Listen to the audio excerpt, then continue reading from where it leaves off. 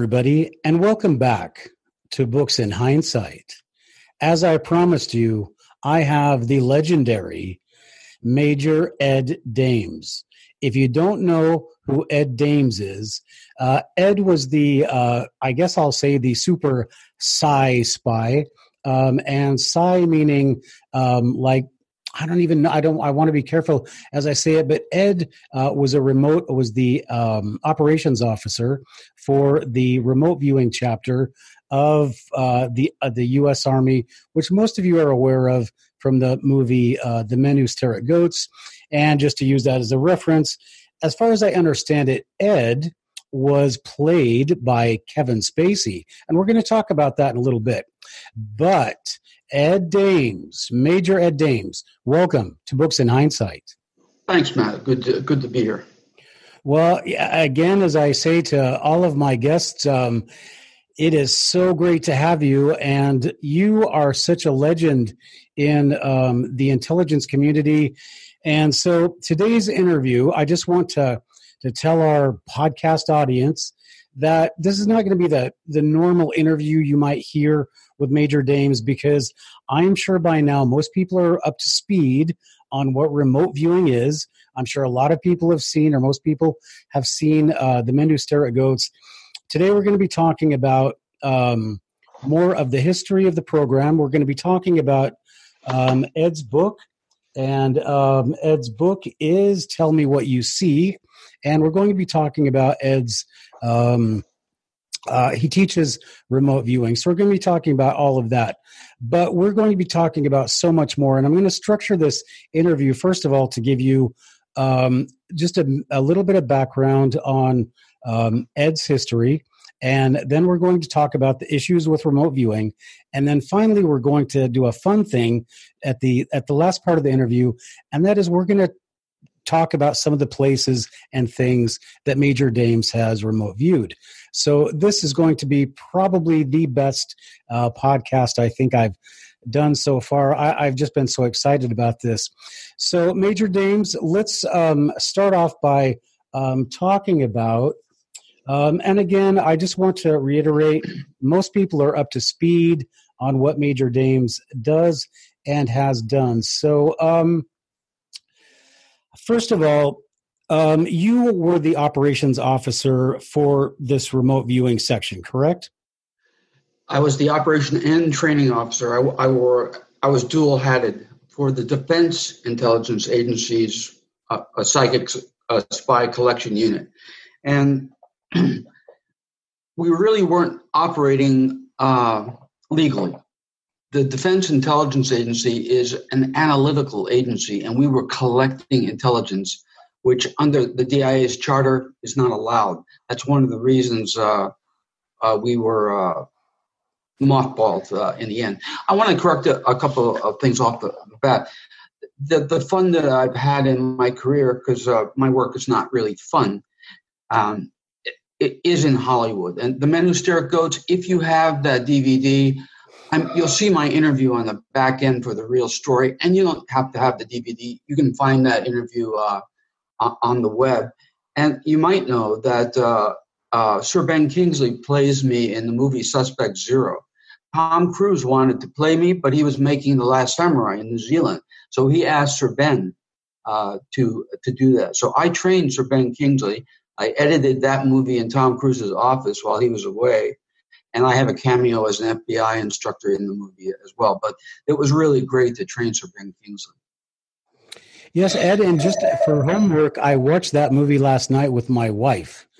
Oh. So we'll be talking a little bit about what you're doing with missing persons towards the end of the interview. But yeah, it was very interesting. And all I can say is I was a little bit disappointed that they only played your voice in the one part.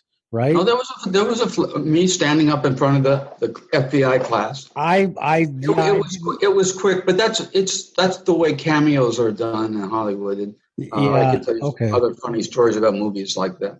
Well, I watched that whole movie because I thought you had a big part in it, and I was like, when it was over. I was the technical consultant and an actor in the movie, so I had some fun. Well, I think it's enough to get a fan club started. So I'll look into that. Okay. So I've never seen you laugh. So I think I'm the first person. I gotta tell you, many years ago when I had an office in Beverly Hills, Life magazine. I don't even know if Life magazine still exists anymore, but Life magazine did a special on my job, and the photographer that sent to do the interview was the same photographer that came over to the U.S. with the Beatles to do the Ed Sullivan Show, the original photographer. And he stops the interview. He says, "Ed, you don't smile enough." I said, "What?" He said, "Ed, you don't smile enough." He says, "Look, you got to smile more." He says, "I've interviewed kings and queens, royalty, presidents, and everything. They can be lying through their teeth, but if they smile, everybody believes." He said, "Ed," I said, but, he said, "Ed, you got to smile." I said, "Okay." Oh, that hurt, Yeah. And so that was a funny thing, because you say, I have no sense of humor, and once in a while. Well, I saw that, and we got it on camera. So thank goodness for that. But then again, what you do, and when we start talking about the kill shot, then maybe we don't want smiles from the guy who's giving that, because maybe you're laughing at our upcoming doom. So maybe the seriousness is probably okay. So all right. So Ed, you were the training officer, and just so people understand, Ingo Swann, they decided to use him to start the program, and they brought you in with other regular Army folks to start doing the remote viewing, and you ended up basically, you were the operations officer, so you kind of took it over, correct? I took over operations and training using remote viewing. That was taught to me by the father of remote viewing, Ingo Swann. Right. So what I want to ask you then, first of all, is who gave you the targets, and so they gave you the targets, and then you chose who was going to view the targets, correct? Not totally correct. There was since our unit was, when I left the unit, I went into a very, very deep, dark secret unit that was that only a couple of congressmen and the Secretary of Defense knew about. But the remote viewing unit was still classified. It was top secret. Only 100 billets, that a billet structure is what it's called. 100 people at any given time could be briefed about the existence of our unit. And of those 100, about 25 to 30 were high-level officials, officers in the Army, the Navy, the Coast Guard, the Drug Enforcement Agency, and others like that. They knew about us, and when they were stuck with a problem that was intractable, they used us as a tactic of desperation. So their targets were what we worked. And so I was given the target by them, hey, can you work this particular problem set? And then I would task that and execute it with all the members of the unit, including myself. Okay, so if we're going to go there, then let's kind of structure this, because we need to make sure the people who are listening understand the time frame. So in the beginning, I think this thing with Stubblebine, and just from my own experience in the Army and my own understanding is that in the 80s, that was the end of the time where if you and we had talked about, I was down at Fort Bragg, I think maybe same time you were at, I don't know, but No. Okay, but I was down around, we were talking about the goat lab and stuff, and so I had friends that were actually working in a goat lab. I don't know if it was the goat lab that you guys were working with at Fort Bragg, but anyway, the Army back then was you could only reach colonel if you got into special forces, or sometimes even went to jump school. But then in the 80s, you had to go to Command and General Staff College to get a shot at Lieutenant Colonel. Yeah, but by the 80s, that was starting to change, and so there was and when you get into your first Earth Battalion, that is a completely different outlook that the Army appear to be taking on. And so what I want to talk about is you, first of all, they was Stubblebine, and I'm just accepting that what we see in The Men Who Stare at Goats is correct. Stubblebine took you guys on, and it was pretty gung-ho at first, but as time evolved, they just started kicking you around. Is that correct? It's more complex than that. But we did become our unit, our operation became a white elephant, and in the end, I left. Okay. For greener grass. But by the time that George Bush and 9/11 came about, then we kind of saw a little bit of that in The Men Who Stare at Goats, but then all bets were on, right? And then you guys were no longer persona non grata. You were once back. Well, I when I retired in 1991, I formed the civilian company and hired the best and the brightest in the unit to work for me. So they moonlighted for my company, but I think we should put the 9/11 thing on the back burner for the moment, because when we remote viewed that and looked at all the participants, the perpetrators, the electronics, and everything else, that was unfortunately a CIA operation. That was a real false flag. That was not anybody other than a few other foreigners and the CIA. That was a false flag. Yeah, I figured that out after 3 days. You don't need to be a remote viewer to guess what went down when all these scientists said what they said about Building 3 and all of that. Yeah, no, the people, for instance, the third aircraft, the plane, there were no phone calls made from that aircraft. Those people were gassed. They were unconscious within 3 to 5 seconds, including the crew members, and they were dead in 5 to 10 minutes, all of them. And there were no phone calls made from that plane. So that's not something I wanted to see, because there are no secrets in my world. It's a world without secrets. When I looked at that to find Osama bin Laden, and which we did, we found him. But it was later when we realized that, hey, he's not the culprit. Right, and very, very sad state of affairs. Yeah, it really was. No, it only took me listening to Chris Matthews saying, why are the FBI and the CIA saying, oh, we know all these guys? That was it. They said that 3 days later. I said, if you go to the Coast to Coast website, you'll see a map of where I pinpointed Atta. What was his first name? The guy, the leader of the team. Yep. He's living in Egypt. I pinpointed his house. He's alive. He was never on that plane. Those planes. Wow, but all alive. Well, okay, Major Dames, let's. We are definitely going to talk about 9/11 because at the end of this interview, I'm going to just throw targets at you, and I'm going to.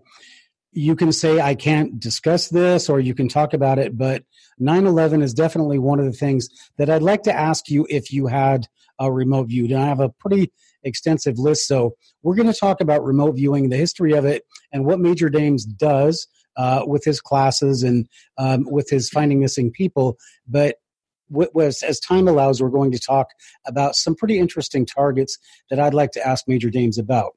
So going back to the evolution of the program, so where are we during Desert Storm? Are you 91? You're a civilian and you're teaching classes? No. Desert Storm was Desert Shield and Desert Storm were right on the cusp of when I retired, right there. So I was involved in Desert. Was it Desert Shield or Desert Storm? The first Desert Storm was 91. And that was interesting because I left the Army. I retired because of Desert Storm. On a Wednesday, we killed a whole bunch of Iraqi fathers and sons and uncles. But really, it was a massacre. We dropped fuel air explosives and Moabs on these guys, and they were sitting ducks. They couldn't retreat.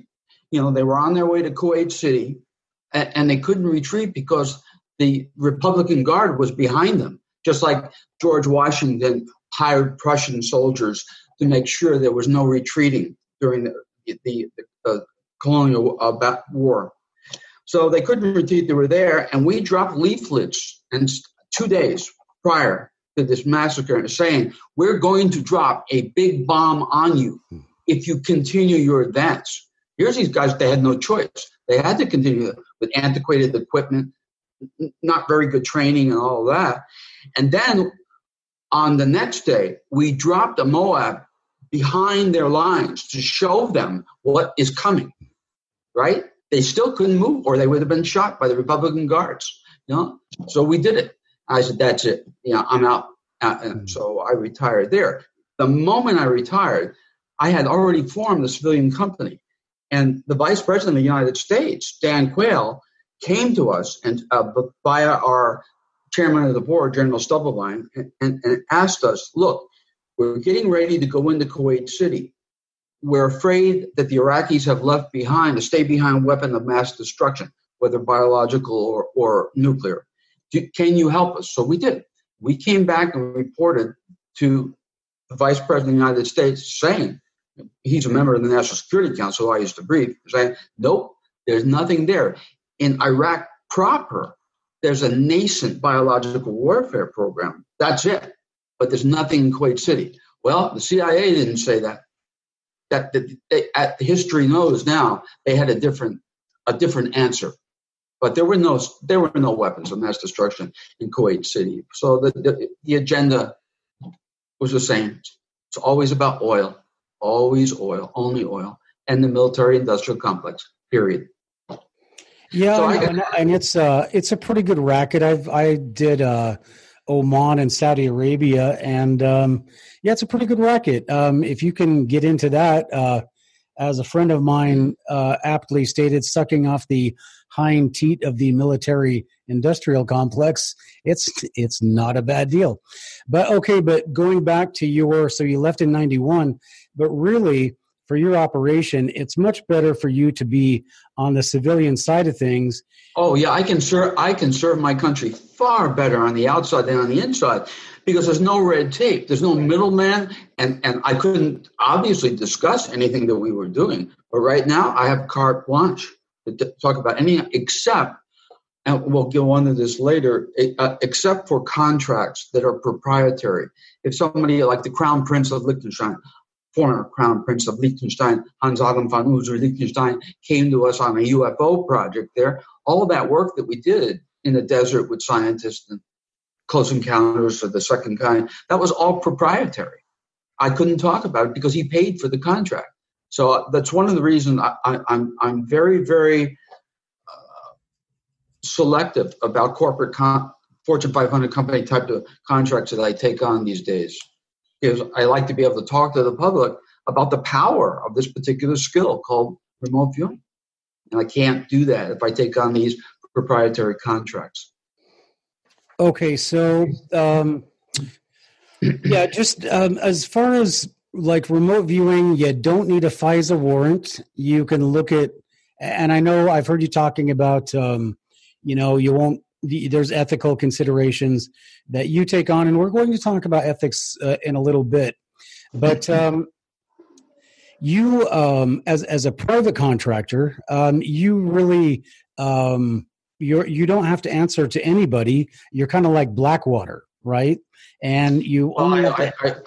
I'm loath to compare myself to those guys. Well, I mean, I understand where you're coming from. But you don't have to. Nobody retires out of gets a government pension, and you're not.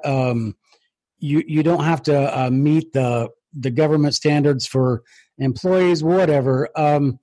So it is much easier for you to work outside. So when you left, did a bunch, because I know there's other people doing remote viewing privately. And were there other companies like you that also came out of Desert Storm?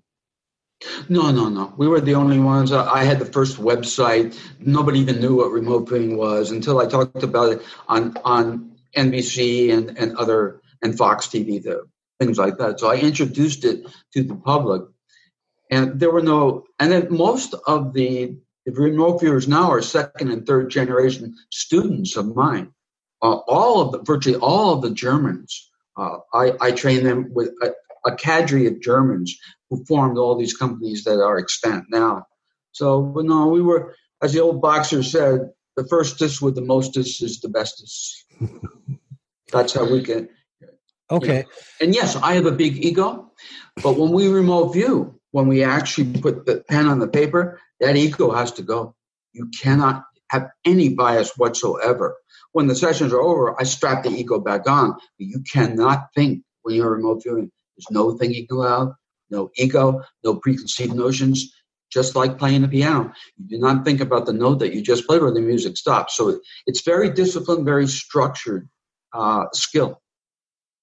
Yeah, and that leads us, this ego issue, it leads us to and something I want to talk about. But for everybody that is listening right now, please, if you can, go to Major Dame's website, learnrv.com, and that will give you some of the information about his remote viewing course. And then I know you kind of have Killshot in the background, but he has another website called killshot.com, which we'll talk about in a little bit. But okay, so Major Dames, what you have now is, and tell me if I'm wrong, remote viewing is a crystal ball, correct? It is a time machine. It is, I can hop around, I can look at everything that I want to look at. What is wrong with that statement? The crystal ball stuff is only one aspect of what we do. You know, we call it in-house crystal ball stuff, looking ahead, forecasting. And I can get into the etiology, the genesis of why we do that, if you would like. Do you want me to talk about that? Yeah, please. Okay. In the military unit at DIA, where I was operations officer, we were primarily focused on only a couple of topics. One was to penetrate, to prevent. I was a science and technology case officer, one of this country's 3 biological warfare case officers. I ran agents. I was a spy master in that milieu, in that venue. So one of my key jobs was to prevent technological surprise on future battlefields. And the way we did that, we have to penetrate these top secret programs, primarily at the time in the erstwhile Soviet Union, Russia. We had to get into top secret laboratories using our minds and find out what they were doing. What kind of toxins were they researching? What kind of hypersonic missiles were they building? These kinds of things. So that's what was one of the key things that we did in the unit. The other was to find hostages and terrorists. So we did that. And we had a minor role with the Drug Enforcement Agency. And there's some funny stories about that I can go into. But there was the other thing was, in order to prevent technological surprise, we had to look forward. We had to look ahead. And we found out we could do that because mind is outside of time. If you think of time nominally as the 4th dimension, think of mind as the 5th. It looks down, allegorically speaking, on this broad panoply of events through time. Well, that's where we operate, at the unconscious or superconscious level, if you will. So we can focus on any of these things. All things exist as a pattern of information in this global mind, this universal mind. Even intangible ideas, God, love, those kinds of things exist as patterns. So what we're doing is tuning or turning our unconscious attention in very strict protocol, using very strict protocol to a specific pattern. So if I want to know about the next battle here or there, or the next terrorist attack in the United States or Canada or someplace like that, then we structure the cue. There are 3 parts of remote viewing: setting up the search term, the matrix search term. Matrix, the font from whence all form arises, is what the father remote viewing called it. The remote viewing session itself and data analysis. Right? So we structure this attack schema, this cue, this search term, unconscious search term, and then we go for it. So we were looking ahead. In fact, I used my team to penetrate the Soviet Defense Council meetings. Why screw around down here with some new tank, the armor on a new tank? Let's go for the jugular, find out what they're planning for the future. So we did that. And And then I began to think, gee, I wonder if there's anything, because my job was to protect my fellow Americans when they sleep at night, the same as yours was when you were in the Army. And I thought, gee, is there anything else that we need to defend ourselves against that is not connected militarily? So something like geophysically, big things, earthquakes, volcanic eruptions, that kind of thing. So I began to look over the horizon, so to speak, with this radar that we have to see if there's anything out there that was threatening, that was not military. And that's how we came up with this kill shot information, the sun going on a rampage in the future and taking down a good part, particularly in North America, of our infrastructure, causing the deaths of millions and millions of people from primarily starvation. And I said, gee, that's bigger than this next battle over here. And I began to talk about that publicly after I retired. Okay, yeah, and so we're going to talk a lot about kill shot, Major, but what was the, I want to know what did the Army think? I mean, what was your success rate? And I know that we said we kind of are up to speed on remote viewing, but one of the key elements of remote viewing that just doesn't make it guessing is you have to have verification. So can you give us an example of something where you remote viewed it, but you didn't have any verification, so you didn't know if it was true or not, and then you did find verification on it later? Yeah, it's that funny story I wanted to tell you. Is one of my favorites that the remote viewing unit did for the Drug Enforcement Agency. Of course, there are many examples I can give you, and some are still classified. The CIA has released tons of documents about the unit. You can see my actual sessions and sessions that I executed with other people in the unit. That's all been released, except for the classified stuff too. But the one example, one of my favorite, because it's cute, was the Coast Guard was anticipating and thought that a particular freighter had a whole bunch of drugs on it coming into North America. So the commander of the Coast Guard commissioned us to take a look at that particular freighter. And anything that's novelty, as experimental psychologists know, novelty always acts as a stimulus. If there were, let's say, a hand grenade or a rattlesnake in your office right now, and I were to remote view you and find you, one of the things that unconscious would be immediately attracted to is anything that's novel. All your equipment in the context of an office is there, but the rattlesnake and the hand grenade and your Uzi are not. So or if you had a hidden a listening device built into the wall, we would be attracted to those types of things. So when the viewers hit this freighter using our protocols, they were immediately attracted to something novel. Everything on a freighter is there. The crew members, the steel on the ship, the radars, all that. What's this over here?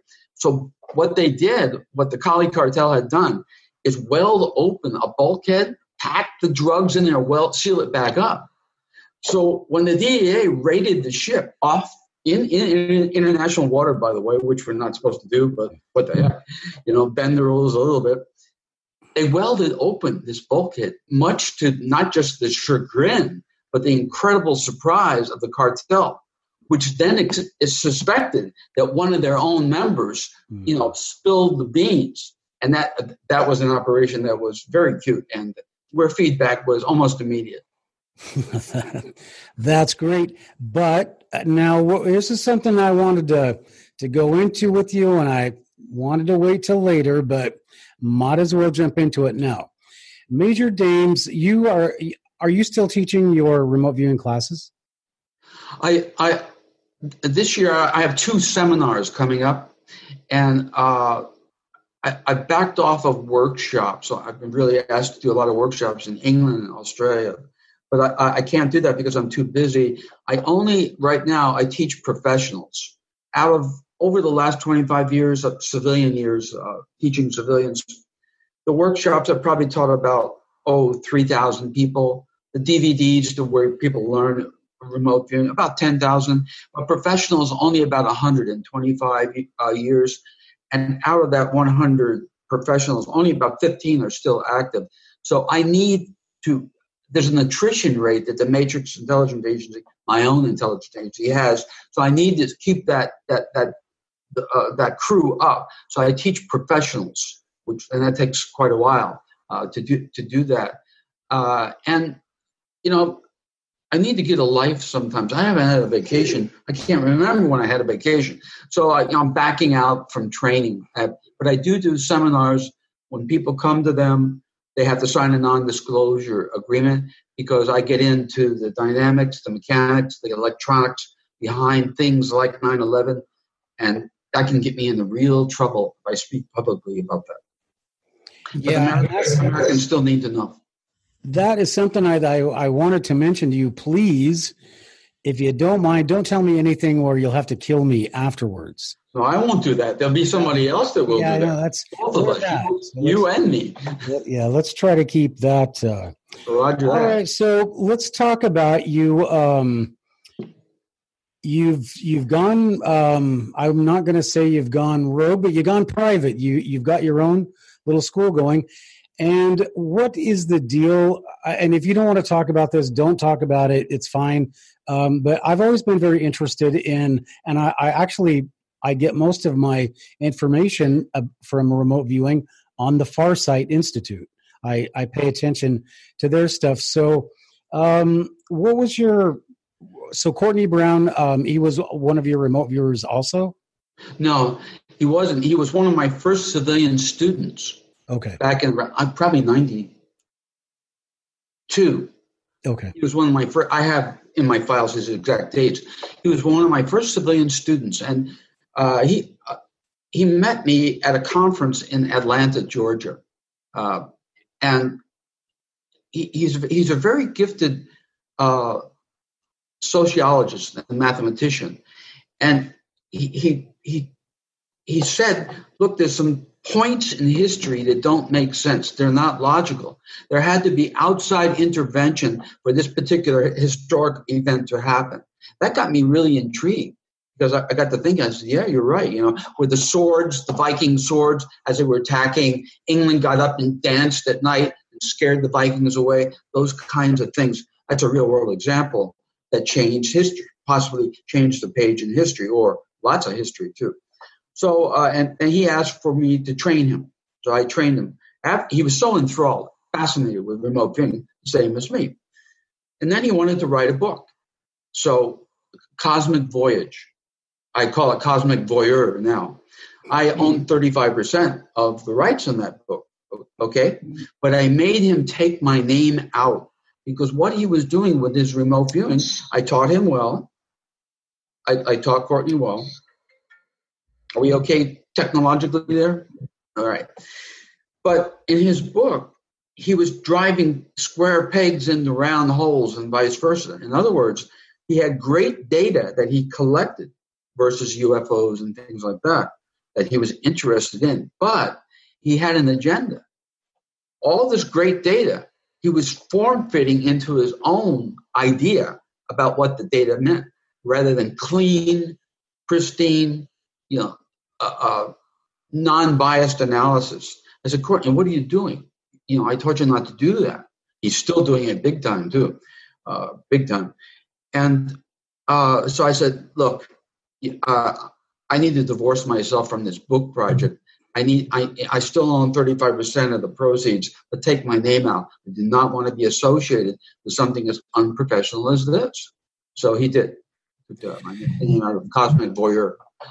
Yeah, and it goes back to that verification thing again, because I've seen remote viewers come up with, like, take Atlantis. I've seen remote viewers come up with different things, and ultimately it's the verification that decides whether or not that was correct. And so that's where I think there's kind of a chasm between into I guess what we'll say is credibility, but just based on the fact that you guys have had so many successes that it's obviously there. if we don't, I get this, even a stopped clock is right twice a day type of thing. And people are correct. What we need to do and what we're doing now, if your viewers go into the Learn RV forums to the advanced projects, you'll see, and to MIA operations, you'll see that, for instance, the 19th, that's tomorrow, I'm on the road to find a murdered child's body. Now that's black and white. You either find the body or you don't. But we do that kind of thing. We want to do it not just once and twice, but every time consistently to achieve ground truth, to educate the public from the grassroots level where the rubber meets the road, not to mix metaphors too much, and then get science interested in what we're doing. They already are, but really cement home the fact that in terms of human potential, this is a powerful skill, and it's a game changer. So the New Age community, once I introduced remote viewing to the public way back in 91, all the psychics in the world and the New Age community became remote viewers. Oh, I do that too, right? No, you don't. You have no idea. And when they come to my class, I've had people, men and women, cry when I said, "Put your pen down." What did I do? You screwed up. I don't know. And they're in tears because they have no idea that this is really a disciplined skill. And psychics are not remote viewers. The original psychics were the best in the world, but they did not know when they were on or off target. Remote viewers are different. It's a different thing, and we can't screw around with something this important, and we don't. Yeah, okay, so that is something that's very important about this interview that I wanted to get out to people, and that is, unless you have something that I don't know, a psychic you can say, "Oh, go tell me if I'm going to find my true love," and a psychic don't know when they're on target and when they're off. If a psychic says, "Okay, and the killer did this, and he's wearing a suit, and that's all I have," take that moment from when they say that's all I have. Go back 10 minutes. That's when they lost the target. Even the best of the best. But the difference in remote viewing is, if I'm doing the remote viewing as I understand it is, I don't know what the target is at all. I don't know what I'm looking for. Is that correct? Unless you're a professional. Yes, that's correct. As a student, there's no, and we'll get into the technicalities there momentarily, but no, you are not allowed to have a conscious aware. You're not allowed to be consciously aware of the target as a student. You cannot do that. Okay. Right. So first thing is, when somebody tells you, "I'm going to remote view this or that or the other," that's not remote viewing, correct? You can't just go say, "I'm going to remote view 9/11. Don't you have to be assigned the target? And it doesn't work if you know what the target is, because I guess you'll use your own opinions on it. No, your imagination will pull you off. It'll take the target over completely. Your imagination will go to town. As a student, as an undisciplined student, it's like, there's no way you can do that as a student. So I didn't understand that. So you, as the master, you can remote view. You can say, "Okay, I want to see what's on the top of the Empire State Building." And right. As a professional, we can either work for instance, if you take a look at some of the public stuff that I've done on Coast to Coast, for instance, you'll see maps of where MH370 is, what Malaysia Airlines is. You'll see a map of where that plane actually is. And I recreated the entire event. I recreated the entire event before they ever analyzed the black box stuff. Well, the tapes, the recording.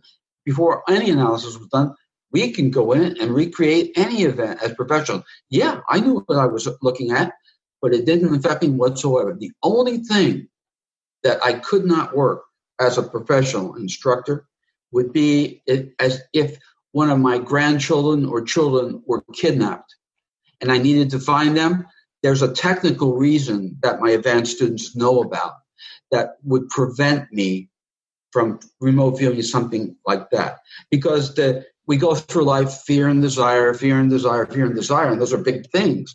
But my fear, personally, There's the propinquity of the target, in this case, my children or grandchildren,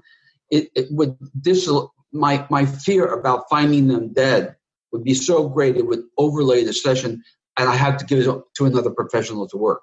Anything else, your great-grandmother on your mother's side, her location now, whether it's in an urn or a grave or acid bath and spread out in the Hudson like Jimmy Hoffa was, we can find it. I can find it because I have no emotional connection with your family and you.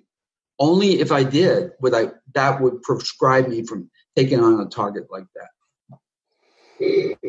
Yeah, so I can know what the targets are or not. It doesn't matter. I didn't know what happened to Malaysia Airlines. I knew what I was looking at, but I had no idea what happened. I had to read. It could have been anything. Flying saucers taking it away or whatever. We go in with no preconceived notions whatsoever about our task, the task at hand. It's discipline. Okay, so back to, we talked about you were in Suspect Zero, and you were the Ben Kingsley character, and there were some interesting insights into that person, which anybody would think is, how do you divorce yourself and how do you stop and you're looking for missing children now and what horrible, things that you have to view, and how do you keep your own sanity? I mean, you don't smile a lot, and maybe that's one way. With the kids, I take a break from my work and I cry. And I go back to work. It would be you can't work if you have to dump all of your emotions. We teach our students, this is one of the many things we teach our students how to do. You cannot, what we call aesthetic impact. If something's affecting you emotionally, you, the viewer, you have to stop and break. You can't continue a session until that goes away, till all that energy is dissipated. Only then can you continue.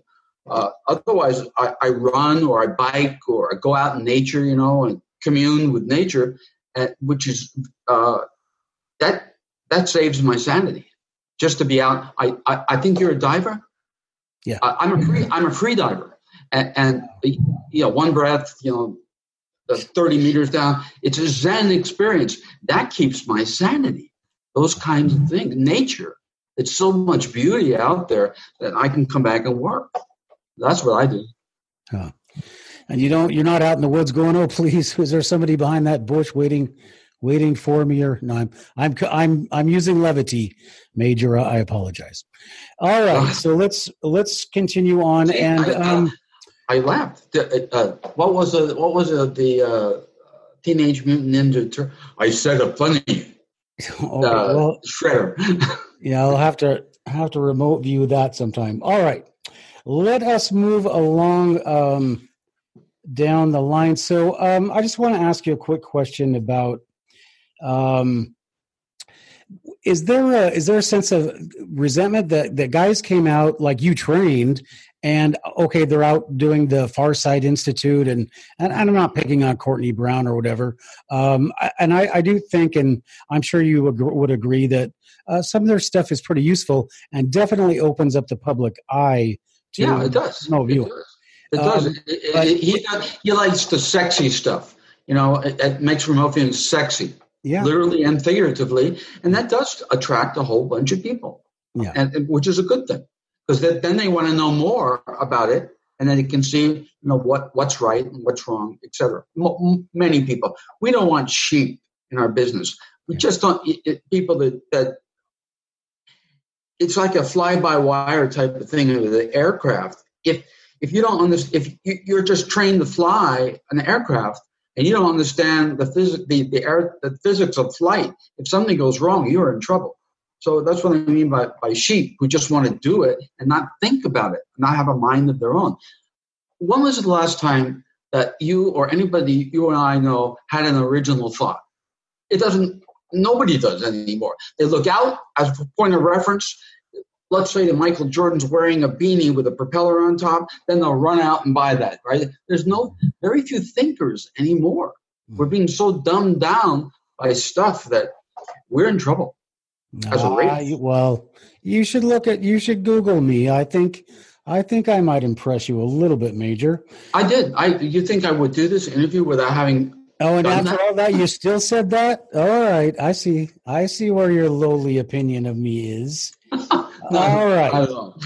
All right. So, yeah, so people are, what is the industry? I mean, obviously, there is an industry of remote viewing.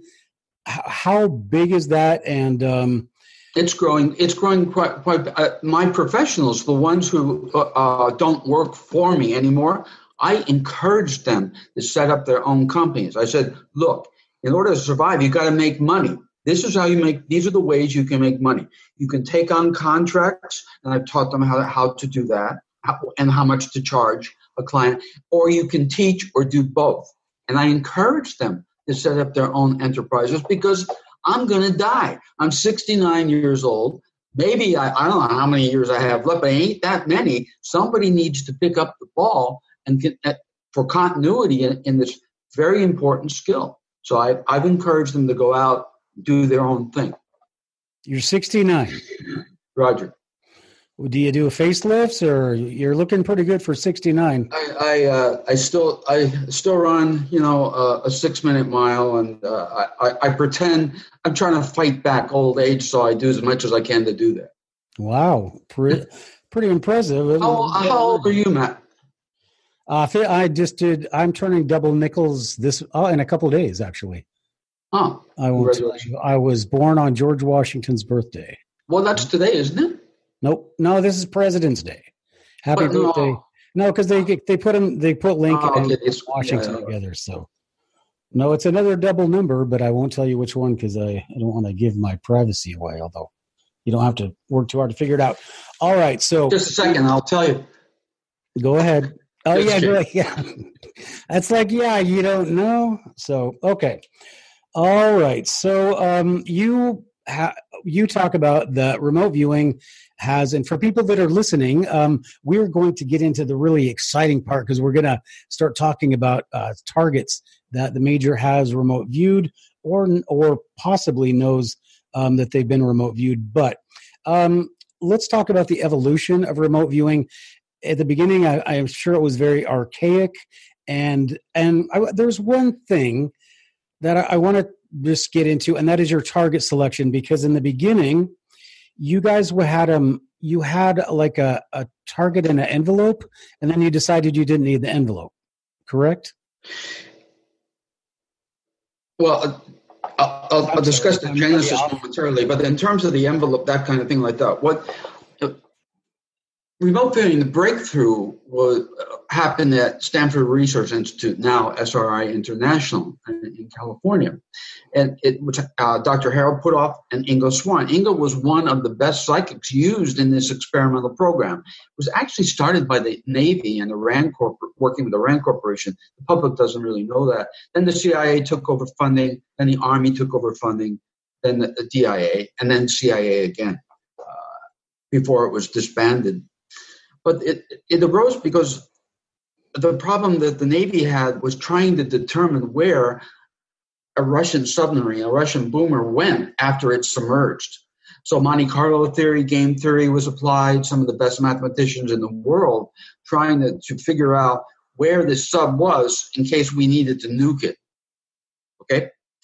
And nothing was working. So in desperation, the Navy said, gee, I wonder if these Madam X's in Cincinnati and New York and that could help us. They actually sent Captain Joe Dick was his name to these Madam X's in cities to see if psychics could help them find these Soviet boomers. And that didn't work very well either.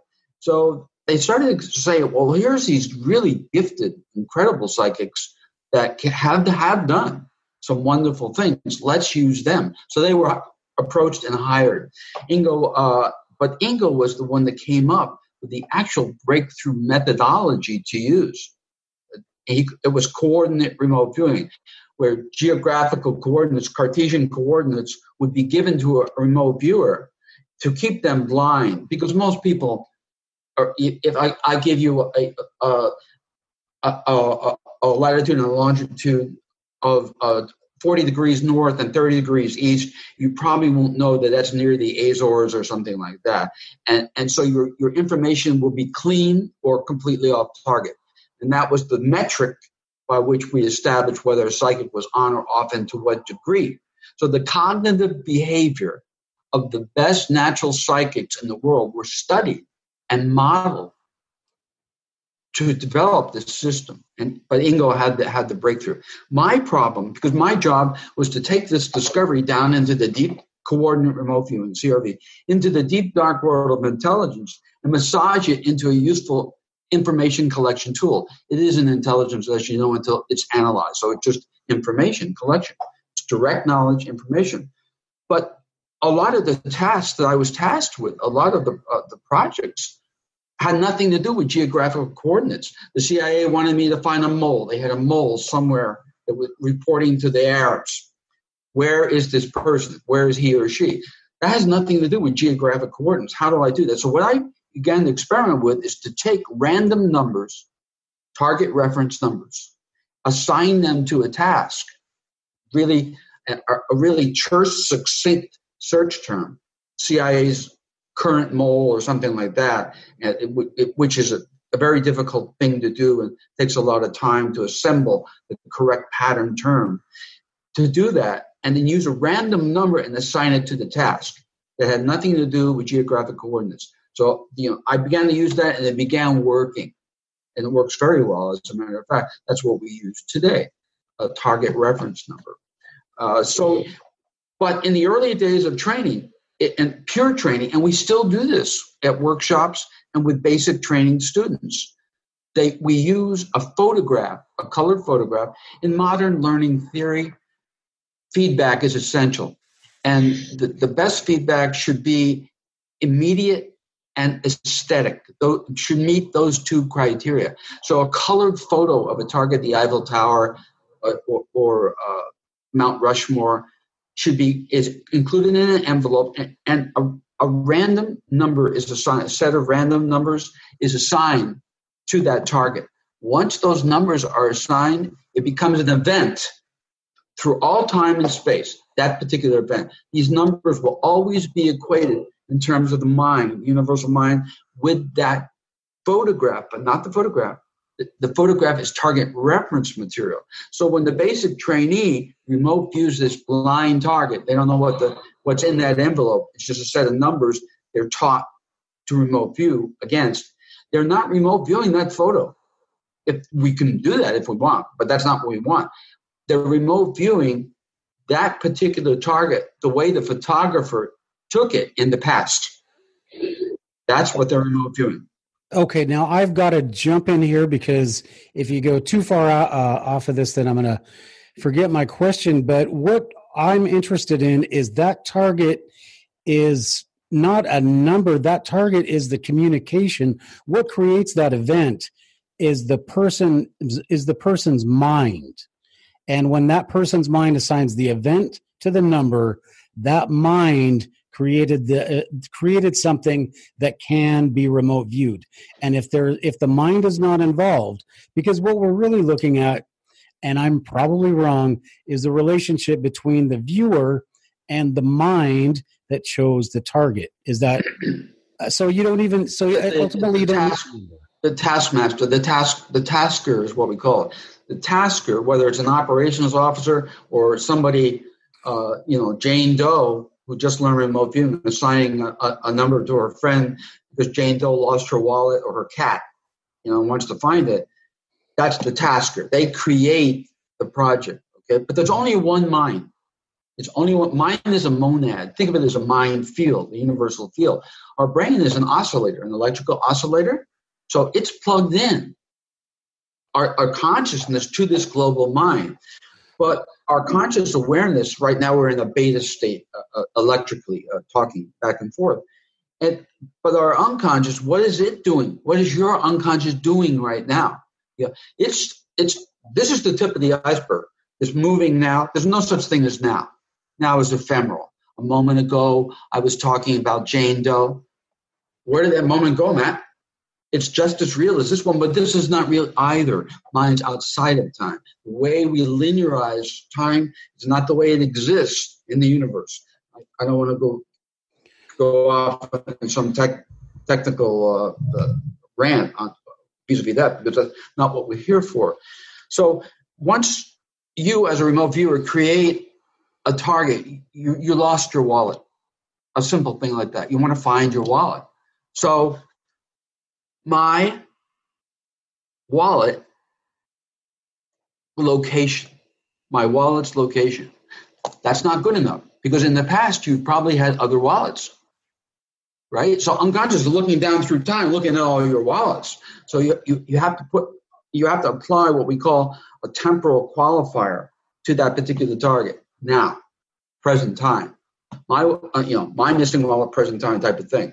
You got that there. You assign it a set of random numbers. If you go to learnrv.com to resources, we have a random number generator. Because if people just pull numbers out of their head, that they have pet numbers. They won't think that they do, but you do. So if you come up in your own target pool with the same numbers for a different target, what will happen is when you run this, when you execute this target or somebody else does for you, you'll morph both those targets together and your sessions will be useless. Can't analyze it because you have the Eiffel Tower here and your lost wallet here. So you assign that number and then we work. And we describe in very, very strict protocol terms whether it's a missing wallet or a stolen nuclear weapon. Everybody does it the same way. Eyes are open. You don't close them. That invites imagination. And there we go to town describing what? What's the target here? It's not your wallet. That's context. Meaning needs context. The target is its location. So we describe the wallet's location. Yes, the wallet will be in our descriptor as context. The majority of our descriptors will be on the location of the wallet, perhaps under your car seat or in the sofa somewhere, something like that. We'll describe that. So that's our job. That's what we do. Nobody else can do that. Yeah. Okay. So since we're here, since we're at this juncture, can you talk to me just a little bit, because we're talking about it anyway? Can you kind of give us a definition of the protocol? Because that's what we're talking about now. But give us a definition of the protocol you use, and has that protocol changed over time? Oh yes, it's evolved greatly. In fact, Ingo Swann, the late Ingo Swann, the father of remote viewing, to whom I became protege, he could not do what my students do. He wondered about certain things, but we had to evolve that. I mean, our mission, our military missions, the lives were on the line. Delta Force would come to us. It was Blue Light before it became Delta. Blue Light was the formative stage of Delta Force. Delta would come to us, and they'd be parked on a ship in the Mediterranean waiting to go kill Muammar Gaddafi or somebody else, right? They needed to know where this person was. So they would come to us and say, we need this now. So we were used as a tactic of desperation, yes. When satellites in the sky and agents on the ground couldn't answer the mail, the knock on my door came, right? So we were used in cases where deadly force was authorized. Here's where the captors are. Here's where the hostages are. When you punch through the fuselage, point that way and shoot. Get that right, Ed. Don't screw that up, right? Where deadly force or in the case of children, my current hobby, life or death situations. Because in an Amber Alert, John Walsh knows this, 4 hours. 4 hours from the abduction, which always involves a vehicle, rape, murder, and throw the child's body away. You've got 4 hours, Ed, to find this kid. So, you talk about stress and why I go out and talk to deer and squirrels and stuff like that. That's why. Yeah. Yeah, it's interesting work, and it's one of a kind. I can't tell you what remote viewing is like because there's no common denominator, Matt. If you're a skier and you want to learn how to ice skate, and I'm a skating coach, I do have a common denominator. You put something on your shoe and you slide across a slippery surface. It's a different surface and a different shoe, but it's like that. But with remote viewing, there's no way for me to describe what it's like. The only way to do that is to teach you. Even the familiarization course, one day, we give you insight into how we work. When I teach scientists, they say, oh my goodness, there's a method to this. I said, yeah, there is. So it's very systematic science. That's why New Agers don't like this. They want an experience. That lay back, relax, and tell me what you see. This is anything but that. It's strict protocols. I mean strict. So if people are lazy, they're not candidates for remote viewing. All right. Now I have 3 questions, and I'm going to try to make sure that I remember them. The first thing is, we kind of talked about this when I said, please don't tell me anything that you'll have to kill me, or then somebody else. You might send somebody else. But when you're teaching these classes, you say you don't teach ethics, but I mean, if you know how to do this remote viewing, you can get yourself in some real trouble. And they have somebody else in real trouble. But they have counter remote viewers, correct? So if you tried to, I mean, is this how far this has gone? Holy cow, how about that? What an amazing interview. Don't miss part 2 because it gets a lot better. We're going to be remote viewing 9/11. We're going to remote view Bigfoot, UFOs, and Hillary Clinton. Don't miss a second on our Books in Hindsight channel. And we'll see you next time on Deceptions of the Ages News.